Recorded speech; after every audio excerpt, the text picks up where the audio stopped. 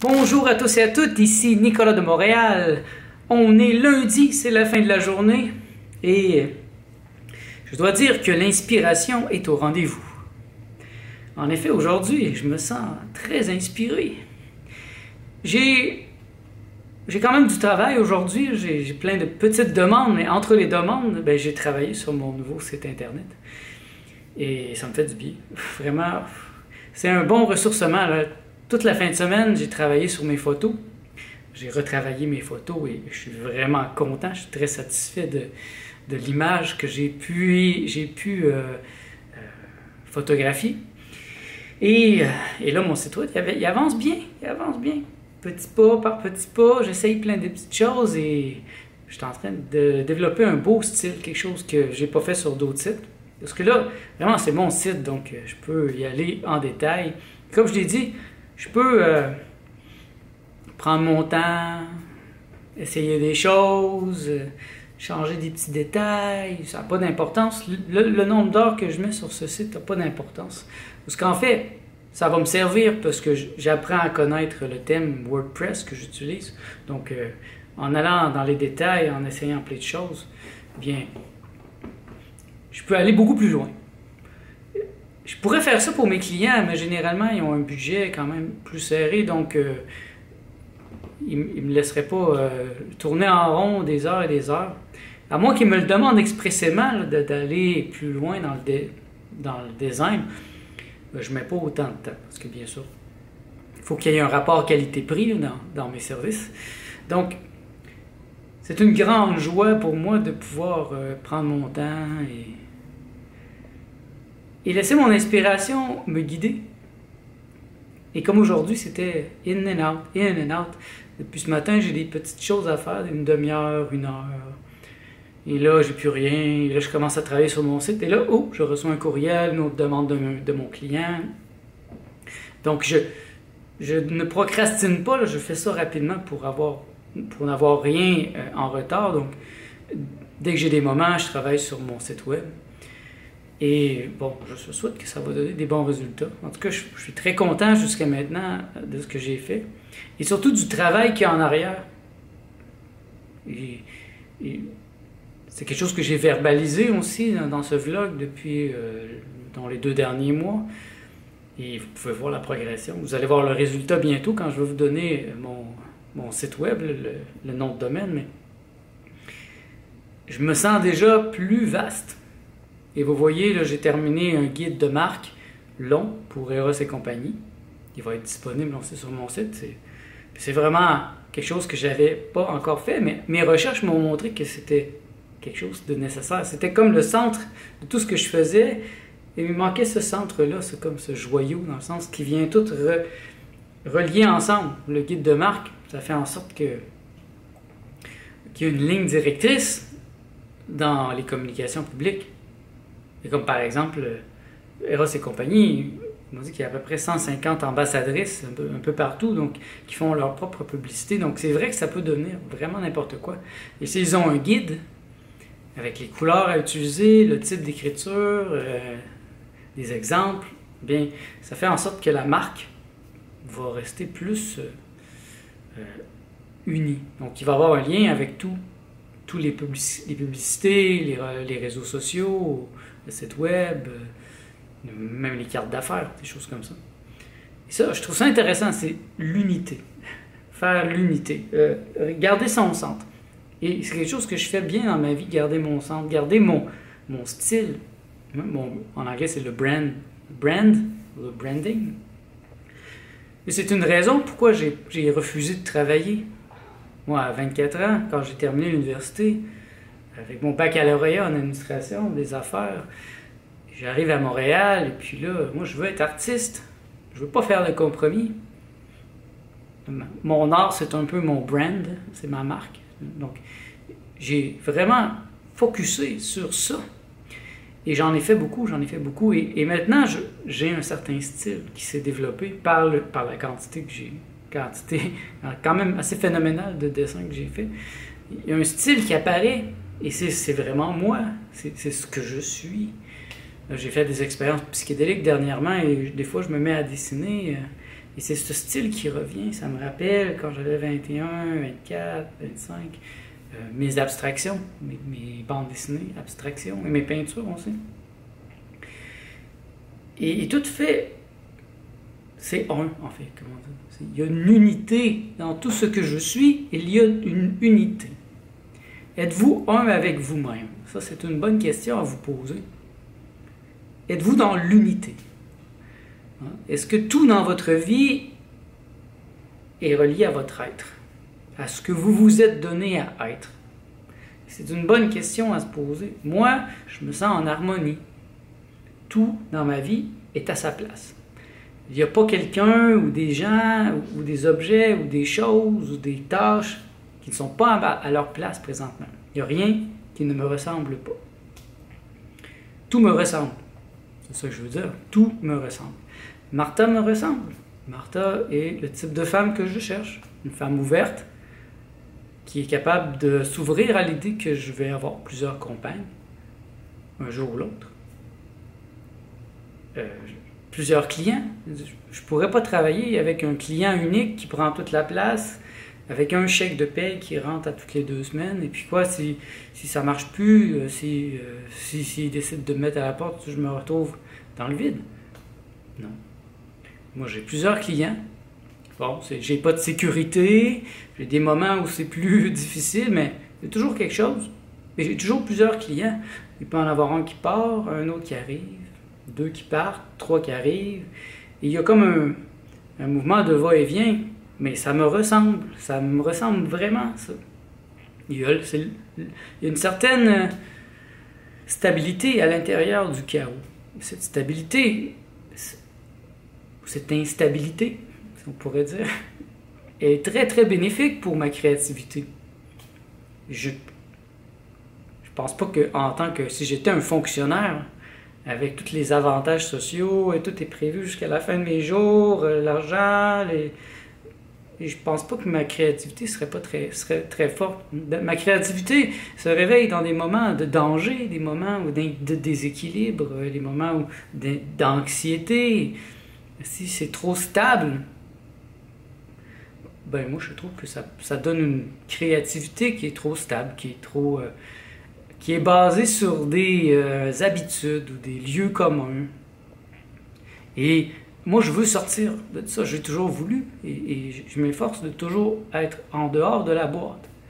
Aller plus loin. Aller toujours au-devant de la vague. Donc, être à l'avant-garde de l'avant-garde. Dans ma pensée, dans mes idées, je suis très confiant d'être à l'avant-garde de l'avant-garde. Le jovialisme, par exemple. Je suis un jovialiste. Le jovialiste est à l'avant-garde. Et même les gens de l'avant-garde ne connaissent pas le jovialisme. Mais je dirais que d'ici 100, 500 ans, ça va devenir un classique. Ça va devenir, OK, c'est ça. C'était ça, l'ère du temps. Le jovialisme était l'ère du temps. Le jovialisme du Québec, l'air frais qui vient d'un endroit où il n'y a jamais eu vraiment de grandes pensées, de grands philosophes. Et dans mes idées, par exemple, la relation ouverte, du partnership amoureux ouvert, je suis très en avance au niveau émotionnel dans cette idée d'avoir plusieurs partenaires et de favoriser ça aussi chez ma partenaire. De vivre d'une autre manière. En fait, c'est l'avant-garde de l'avant-garde, mais c'est aussi la manière que l'être humain a vécu dans ses débuts sur la planète. Bon, je ne suis pas en train de dire qu'il y a une évolution, je ne crois pas à l'évolution, mais dans l'histoire qu'on nous raconte, dans l'histoire qu'on se raconte, l'histoire de l'humanité, ben, il y a ça, il y a cette représentation de la vie en tribu, de partager tout, de vivre nu, de vivre en communauté. Ouais.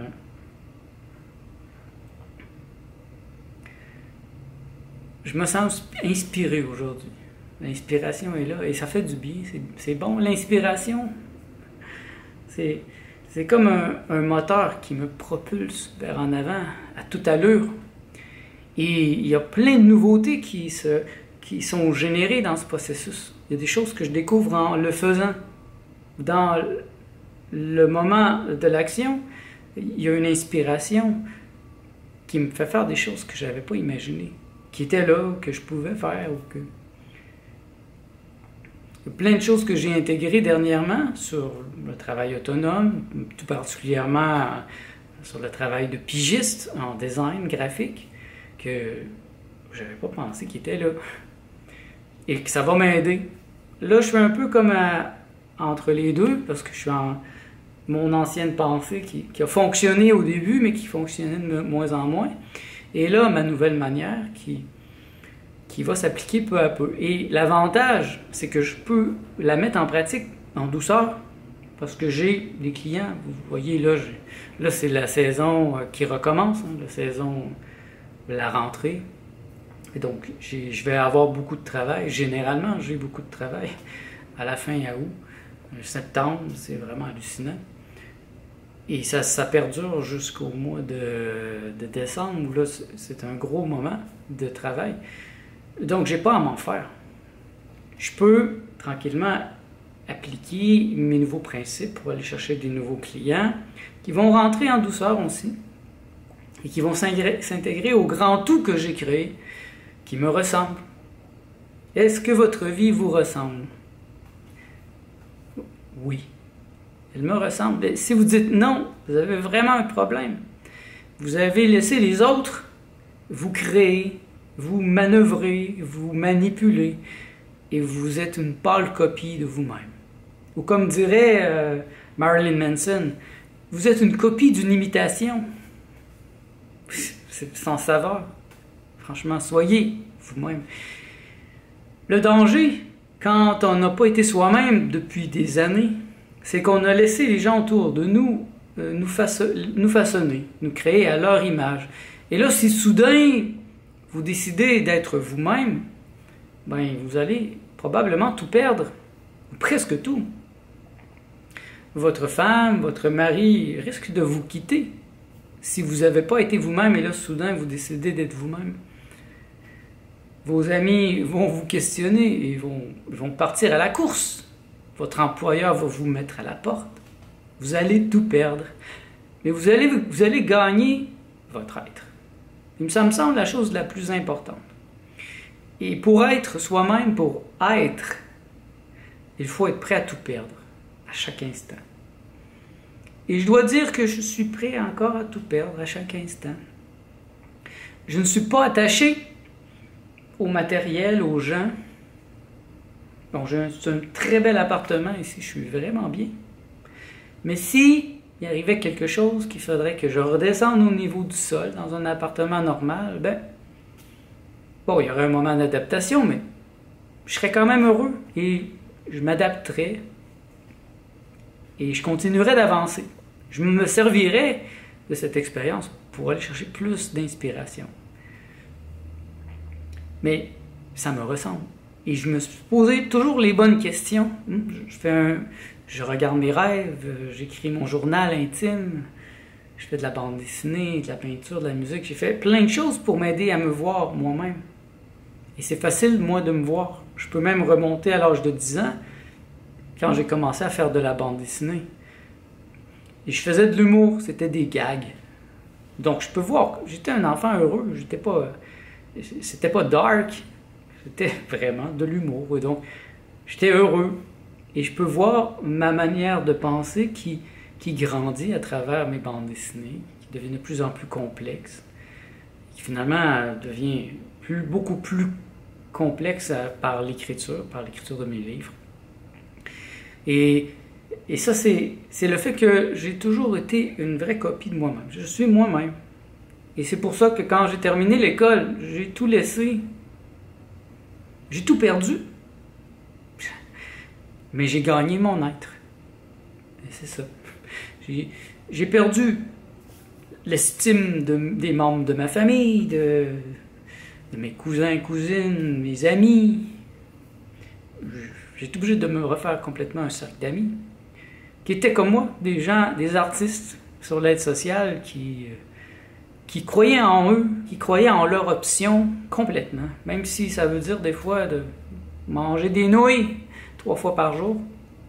d'aller chercher ma nourriture dans des banques de nourriture. Je serais capable de le faire si c'était nécessaire. Je n'aurais pas honte de moi, parce que j'ai une estime de moi-même. Je saurais que c'est un choix que je fais, que je pourrais choisir de faire plus d'argent, travailler beaucoup, mais de ne pas avoir de temps pour mon œuvre. Et là, présentement, c'est un bel équilibre. J'ai quand même du temps pour la création. Bon, j'aimerais ça d'en avoir plus, mais au moins j'en ai. Je rencontre des gens qui n'ont aucun temps pour eux, surtout des gens qui ont des enfants, qui s'oublient complètement dans le processus. Et ils se redécouvrent 20 ans, 30 ans plus tard, mais 30 ans d'oubli de soi, c'est vraiment dangereux. S'oublier, c'est la pire des choses. Ne vous oubliez pas. Même dans une relation de couple, et je dirais que c'est la chose la plus difficile, dans un couple, c'est très facile de s'oublier pour l'autre. Et il ne faut pas s'oublier. Et il faut aussi s'assurer que l'autre ne s'oublie pas en vous. Ça aussi, c'est difficile. Pour moi, ça a été toujours une difficulté aussi. Moi, je ne me suis jamais oublié, mais j'ai rencontré des femmes qui ont tendance à s'oublier en moi ou dans la relation. Et toujours, je me suis efforcé de les ramener à elles-mêmes. Des fois, ça les dérange. Mais je pense que, en bout de ligne, elles comprennent que c'est bon pour elles. Ceux qui n'ont pas compris, ben, ils ne sont plus là, mais il ne faut pas s'oublier parce que c'est comme si vous êtes absent de votre maison et là, les gens s'en rendent compte et ils viennent et ils changent les meubles, ils changent tout dans votre maison, commencent à utiliser votre électricité, votre eau, mais c'est vous qui payez quand même. Et là, vous revenez un jour et là, cette maison vous appartient. Elle vous appartient techniquement, mais ils ont pris possession de la maison. Ils pensent que c'est à eux. Et là, c'est très difficile de les faire sortir, premièrement. Et après ça, de tout refaire. La décoration, le design. Alors que si vous le faites méthodiquement, sans jamais perdre le fil, ben votre appartement vous ressemble toujours.